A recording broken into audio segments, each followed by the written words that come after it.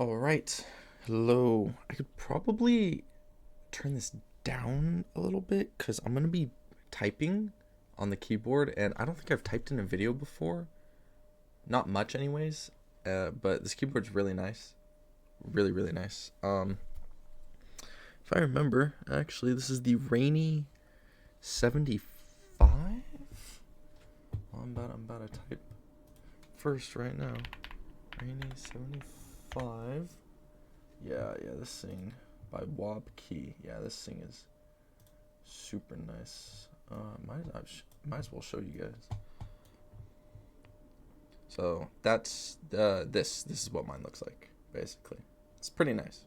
I gotta be honest, and it sounds fantastic. Anyways, I got a Twitch stream going on next to me because I have Zoomer brain. But anyways, today I'm going to be talking about linguistics. But first, before I get to that, I would like to thank Will so much for making the videos, talking about Plato's Republic and his critiques of that, and getting those videos out. I absolutely loved them. I loved watching them, and I think he did a fantastic job. I don't know what day this is going out. This is being recorded on Saturday, but I'm gonna let him do part 2 first, and then I'll put out my video. So I am taking a linguistics course for my master's program. I'm just doing, basic linguistics, I guess like the general overview of linguistics. As such, I have to learn the basics of linguistics, which is actually pretty complicated, depending on what you study, and lots of definitions that are introduced, that have been introduced to me. Two of those is, sorry, I gotta get all these chords out of the way, is linguistic competence, and I need to figure out how to do this, and linguistic performance. Now, linguistic competence it's called hidden knowledge, right? It's what linguistics, linguistic researchers try to research, basically, right? How you know the language in your brain, basically.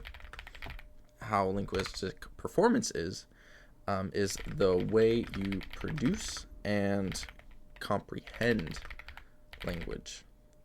So obviously produce, and we'll get into more definitions that go over all of this, but also anytime I look down, I'm looking at my textbook for the linguistics, for my linguistic course. It's like 700 pages long. There's a lot.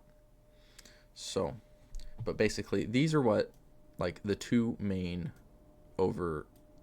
things about linguistics that are studied. You're either studying linguistic competence, or you're studying linguistic performance. Okay, so now, and I could talk to you about the communication chain, but I might just try to throw up a picture real quick about what the communication is. This is the speech communication chain. It's basically the process that you go through when you are talking to somebody and when somebody is receiving what you are talking to. But I'm going to turn the page here, and so now I'm going to give you a bunch of definitions, basically. And these are all definitions that relate to linguistics. Obviously, they're all different studies of a language and all of the parts of it, I guess. First definition is phonetics. Okay, and the next video that I'm going to get into is going to go over phonetics, and the next definition, phonology. But phonetics basically has to do with the knowledge of how these sounds are made. Okay, it's how a human produces the sounds that are being made in their mouth, or conversely, sign language as well, which this book does get into sign language, and not to mention sign language is a language. Writing is not a language. Writing is a secondary tool for language. Writing is complementary to language. But yeah, that's phonetics. And we're going to get to phonology, which is language specific knowledge about the distribution of speech sounds. So phonology is like, we know that letters make words, but there are only certain combinations of letters that make sense in our language, which is English for me. So think of like, I don't know, flap, right?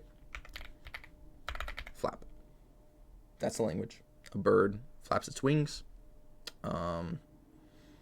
but you would not do what? Pluff. Pluff. Sure, we have these individual sounds. You know, we have the as in pluck and the f as in father, but we don't have pf because it just sounds wrong. And I'll try to get into that a little bit more for the next video. It's really tough. I got an 82 on my quiz, mostly because I wasn't paying attention for one question, and the other question I understand it now, but going back, it's just tough to understand all these things.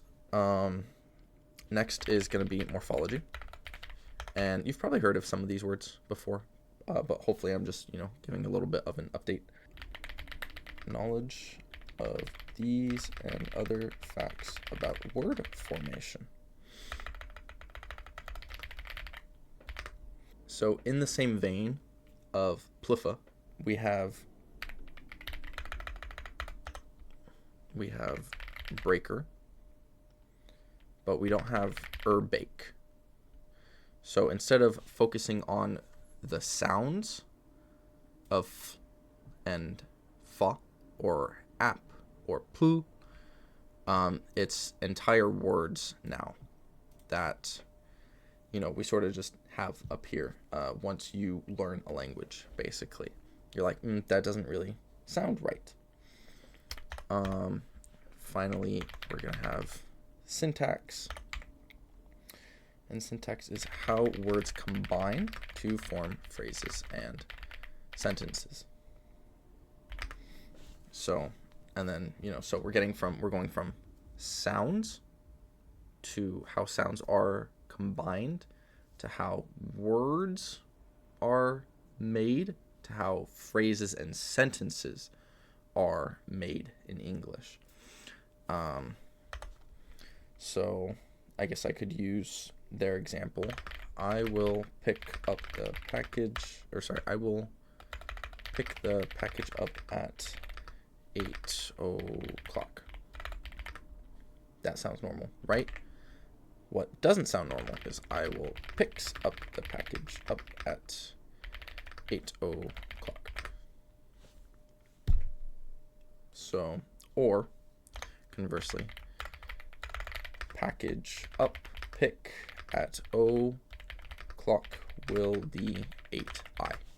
You might be able to understand what somebody was talking about with the sentence, but we would consider that sentence ungrammatical, whereas the first one, I will pick the package up at 8 o'clock, is grammatical. And then finally, we have semantics, which is when you interpret meanings of a word, basically. So, puppy, we all know what a puppy is. Although there are many, many, many, many, many different kinds of puppies. There are many, many different breeds of dogs, right? But if I say puppy, you're not going to think kitten, basically. This also applies to things like sofa and couch. Because of our ideas that we hold in our head, our linguistic competence of these words, sofa and couch, like they're going to mean the same thing, basically, roughly the same thing. When we all say tree, I might have an oak tree, you might have a redwood. Still a tree. That's semantics. And then for semantics, you also know how words combine together to form larger meanings. So, the puppy ducked under the sofa. The sofa, sorry, I'll get that a little bit better. Sofa ducked under the puppy. You can imagine it, right? Like, might not physically make sense, but you can imagine it in your brain, because each of those words is held to a specific symbol or meaning that we have in our brain. Finally, we're going to be doing pragmatics, which is your ability to use context in order to interpret an utterance's meaning. So this is things like tone. So, can you close the door? Of course you can. Assuming, like you can close the door. But if somebody is telling you this, more often than not, it's going to be in the form of a question. And you're going to be like, yes, I'll close the door for you. Because it's a question. It's not a question of your skill as to whether you can close a door or not. And then all of this, right, is stored in your mental grammar. Okay. All of this, the pragmatics, semantics, syntax, morphology, phonology, phonetics. It's all stored up here when you are learning about. And within your mental grammar, you have your lexicon, which consists of the collection of all the words that you know, e.g., ergo, what functions they serve, what they refer to, how they are pronounced, how they are related to other words. And then the second part is, rule is just a statement of some pattern that occurs in language. Now, this is not to be confused with grammar. How dare you? There we go. Grammar, which is a language system. Okay? It is the set of all the elements and rules, phonetics, phonology, morphology, syntax, semantics, pragmatics, that make up a language. All of that is stored in your mental grammar, basically. But the last thing I would like to do is, I guess I could do another video for design features of language. And then afterwards, we'll get into chapter 2, which is phonetics and phonology for the most part. So, yeah, I don't know if this made too much sense, but this was just a nice overview of the study of linguistics for now. And then we'll get slowly more into it. So, yeah, see you soon.